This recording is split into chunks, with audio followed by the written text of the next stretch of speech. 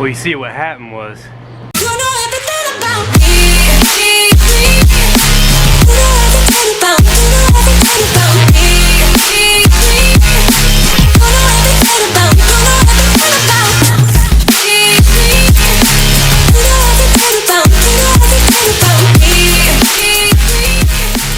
alright guys, so before we can go any further, we need to open this package from Rhett Moto.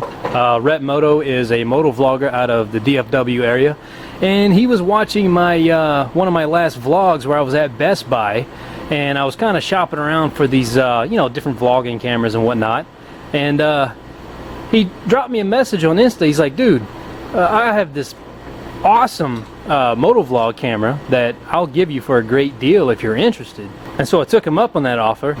And the reason I say we need to go ahead and open this before we go any further is because we're fixing to put this camera into service right now before we go any further.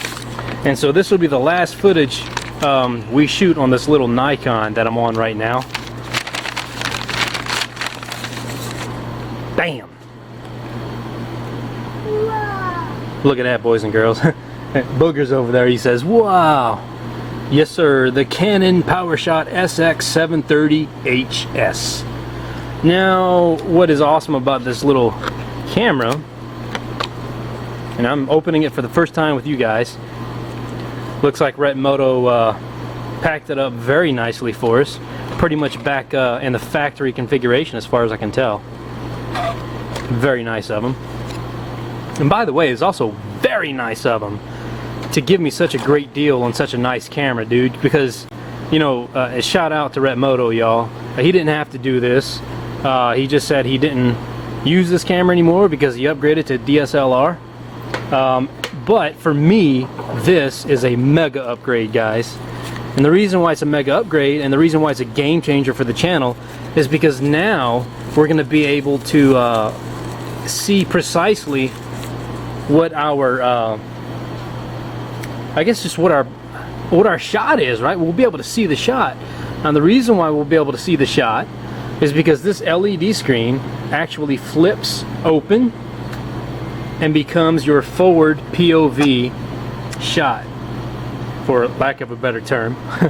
And so I will actually be able to see what it is I'm looking at in the frame. That's what I'm trying to say. I'll be able to see what is in frame when I'm vlogging. And so this is going to be our new off-bike camera. Anytime we do anything off the bike around my place and everything else, yeah, even when we go places and whatnot, man, this will be the guy. This will be our go-to. This is the new vlogging camera for the HCU channel. Pretty freaking nice, guys. I could not have gotten a better deal on such a nice camera. So again, shout out to Rhett Moto. He really didn't have to do this. Very nice of him for providing me with a very freaking nice vlogging camera. So there you go, guys. So without further ado, we have a story to tell. Let's talk about it. Well, so first off, how about this quality, right? Man, so I can actually see myself in the viewfinder, and it is just next level shit, y'all.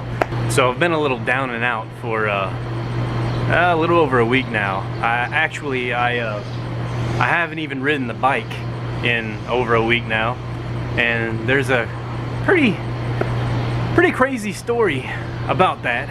But before we get into all that, let's get something else out of the way. So we have to catch up, right? Like we have a lot of catching up to do. So one of my last vlogs, and I don't even know how many folks actually pay attention to my Dodge Ram Experience series. It was the process of me swapping out the transmission throttle valve actuator on my Ram 3500, the 48RE transmission. And at the end of that vlog, it kind of left an open door, right? Like there was no conclusion. Well, long story short, what it came down to was, indeed, you have to take the thing to a professional transmission shop to get those codes cleared. My consumer level scanner was unable to clear those kinds of codes. It was a P1751 and a P1753. Unless those codes are cleared, the ECM will not send the 5-volt signal to the actuator that is necessary for the actuator to be calibrated and actually get power at all. So you have to go to a professional shop, get those codes cleared, and then that'll allow the ECM to boot the actuator back up, and you're good to go. So yeah, there's no more check engine light. That was the fix. It was the actuator. Done. All right. So now that that's out of the way, let's tell our story of the hour, if you will. My sort of life-changing experience that happens to also be the most pain I've ever experienced in my entire life, at least physically, right? So our story begins Tuesday, June 5th, right? Tuesday, June 5th, I started noticing like a bloat, for lack of a better term, just a bloated feeling. I started getting like these weird gas cramps, and I really felt like I had to poo, but I couldn't, right? It was like this. So anyways, I'm thinking, you know, this is obviously constipation. Now, looking back, the weird thing about that is that I've actually never experienced constipation before, so that probably should have been the first clue that it was something a little bit more serious. So anyways, fast forward to Tuesday evening, and man, like, I feel like I have to poop so bad. Like, the pain and the bloating is so intense, constant cramping, you know, it's something I never felt before, and it was scary. It really was. Tuesday evening, it really was getting bad and unbearable. And you know what? Thinking back, this actually started Monday evening. Yeah, because I remember Monday evening I could hardly sleep because the cramping hurt so bad. So I went through all of Tuesday feeling that way, and then finally it all culminated Tuesday evening. And of course, if any of you have ever experienced any of this before and have been through this particular surgery, yeah, you're already telling yourself, and you're screaming at the camera, or you're screaming at your screen right now. It's like, dude, you had appendicitis. Yes, that's what it was, man. So I started pulling up the Google machine to try and self-diagnose, and you guys know what kind of a mistake that is. Well, in this case, it wasn't a mistake, right? It turned out to be actually completely accurate. So the one symptom, though, okay, so I don't go to the doctor, first off. Let's just get that out of the way. The doctor's not anything I ever do. You know, for insurance purposes, I do annual physicals with my employer, but that's it, right? I get sick, I don't go to the doctor. I take, you know, aspirin and get over it. It's like 9:30 at night, and the Google thing, though. So in a list of symptoms for appendicitis, one of the things that was on that list that I could not check the box off on was a fever, right? Well, so about 9:30 at night, it's hurting so bad, you guys, that I'm really contemplating at this point, like, I've got to go to either a quick care or the emergency room, something. And of course, my wife is telling me, hell, my wife was telling me that entire afternoon that I need to go to quick care, and I didn't, right? So at this point, 9:30 at night, she's like, we've got to go to the emergency room. I'm like, but you know what? I'm not even running a fever, which is indicative of lack of an infection, right? So we took my temperature at 9:30, and it was like 98.6. You know, whoo. Fast forward 30 minutes later, and we took my temperature again. It was 99.8, and according to Google, a very low-grade fever, like high 99s into low 100s, is like the marker, if you will, for the last hoorah to determine that yes, indeed, you do have freaking appendicitis. So, anyways, we go to the emergency room, right? And I'm sitting there, and they finally call me back there, and they ask me what my symptoms are and stuff. And I'm like, you know, I hurt here and here and blah blah blah. And so they're like jiggling the left side of my belly to see if it makes my right side hurt. I'm like, easy, yeah, that hurts. You know, and the trauma nurse, he's like, by the end of it, he's like, look, there's a fair chance you have appendicitis, but it's probably going to be a little bit of a wait. I'm going to notate your symptoms and see if we can't get you back there quicker than what it looks like it's going to take you to get back there. Well, so finally, like, I don't know, y'all, an hour and a half later, I'm just sitting there, just, you know, in my chair, just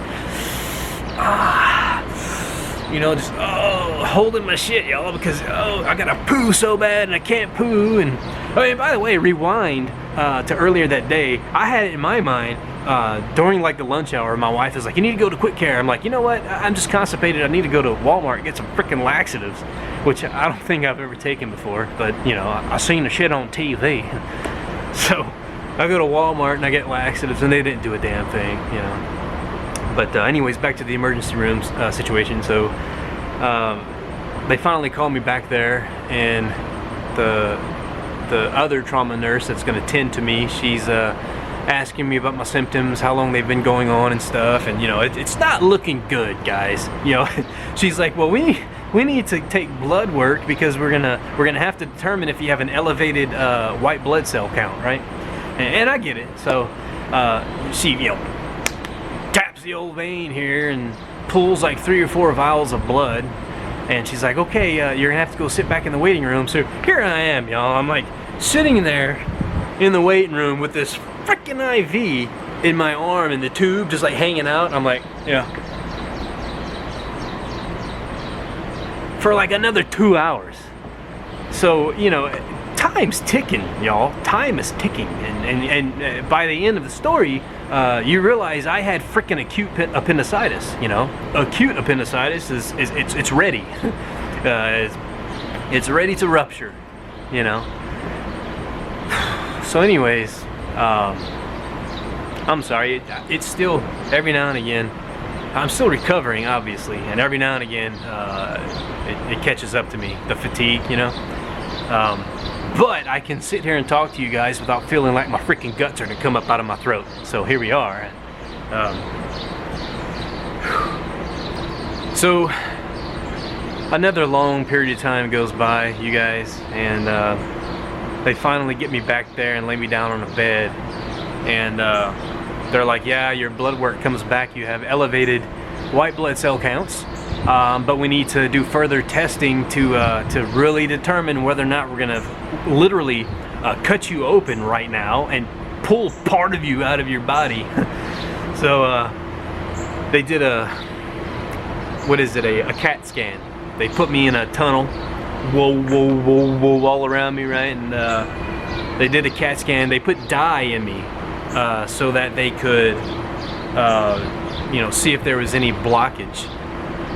Anyways, they wheel me out of the CAT scan, and the whole dye thing is over with, and that doctor comes in pretty quickly, like within 10 minutes. He's like, yeah, so you have appendicitis and we're gonna perform surgery now.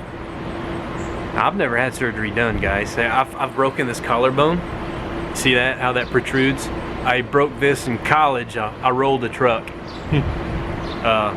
So that's the most serious thing that's ever happened to me.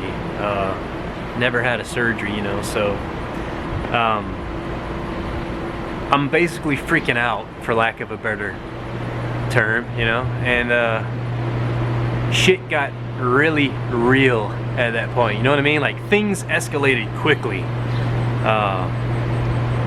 So I'm trying to like process all this, right? And they're like, yeah, we just called a surgeon from home, the on-call surgeon, and she's on her way. And I shit you guys not, man, within 10 or 15 minutes, this surgeon comes in. She still has her purse on her shoulder and stuff, right? Like, she literally got out of her car, came straight to me. I'm like, holy shit, this is for real. This is happening, you know? And so she's like explaining to me the procedure, this, that, and the other, and next thing you know, man, I'm on a gurney and they're wheeling me to the operating room. And I'll tell you, it was just like a movie. I'm laying there and I vividly remember the lights on the ceiling going You know what I'm talking about? Like just like in the movies when you see the first person point of view of the patient, and they're looking up, and they see the lights going by on the ceiling. It was exactly like that. And I remember reflecting on that as it was happening. I'm like, this is freaking nuts. Oh, and by the way, so bear in mind that this is like, at this point, this is like 3:30, 4 in the morning. They were done with the surgery at like 5 a.m. Somewhere around there, but so yeah, it was a long day. But anyways, so there I am in the operating room, right? And the surgeons are explaining to me everything they're gonna do. It was a laparoscopic procedure, which basically means that it wasn't literally hands-on. It was a manipulation through like robotic arms per se, some such shit, right? So I have 3 incisions, one in my belly button, and then one on my upper abdomen and one on my lower abdomen, like access points, right? So anyways, there I am in the operating room, and they're explaining the laparoscopic procedure to me, and they're also explaining how they're going to put me to sleep. And so I'll never forget, man. It got a laugh out of the surgeons. They put the mask on my face, and I knew, I was very aware of the situation. You know, I had a hyper sense about myself, and I very vividly recall like everything closing in, if that makes sense, like almost like a tunnel starting to set in, and my ears got real stopped up, like cotton in the ears, and I could feel myself going, dude. It was like the strangest thing. And I'll never forget, I'm laying there, mask on, starting to lose it, right? It's whoop, and the last thing I said was, lights out, fellas. And I was gone, y'all. That was it. That's how that went down. And next thing you know, I'm waking up, and I remember not really wanting to wake up. It felt good to sleep. It was weird, strange. But I do recall shivering so badly that my entire body was convulsing on the table. And I remember one surgeon saying to the other, "Hey man, look how bad he's shaking." And next thing you know, one surgeon says, "Hey, we're going to give you something to warm you up." And he injected something in my IV, and next thing you know, like I feel this warmth coming over me, and my body just completely relaxed. And there you go. I'm just, you know, I quit shaking and everything, and yeah, so that settled that down. But it was pretty wild. And you know, I opened this video talking about the truck, so here comes the next funny part. They wheel me to the recovery room, and the nurse is like helping me get to the recovery bed. And I still don't know exactly what it was he meant by this question, but as he was trying to maneuver me, he says, "Okay, do we have anything broken down?" Well, me in my like super medicated state, I looked at him, I said, "My truck's not broken down, I just fixed it." I don't know. It was funny. It was funny at the time. People in the room laughed, you know. But then, man, it was a whole lot of sleeping and recovery. I ended up staying all day, or yeah, all day Wednesday. That was June 6th. I think I have all these dates right. As you can imagine, a lot of it was a blur. But and then I ended up staying Thursday morning. I got discharged Thursday morning, and I took off work Friday, and so I had like a 4-day weekend after like apparently a pretty major surgery. And I was back at work on Monday, by God, because I got things to do. Everyone freaked out. It was the biggest deal that I decided to go back to work on Monday, man. But you know, it is what it is, y'all. I'm a professional in my industry, and I have a career, you know. So I had to get back in the saddle, y'all. I just can't sit and freaking mope around and, you know, pop my pain pills and all that nonsense. And as a matter of fact, I've all but quit the pain pills. They make me feel like crap. And I can't drink cold beer because you can't drink cold beer on antibiotics. And so I've got a 10-day antibiotic regimen I've got to complete before I can even have a cold beer. So there's that. And that's something to look forward to. But anyways, guys, this is turning into a very long vlog, but it was a lot of information to cover, so it is what it is. But so in summary, what are the takeaways? Well, for one, by all means, you guys, by all means, listen to your body.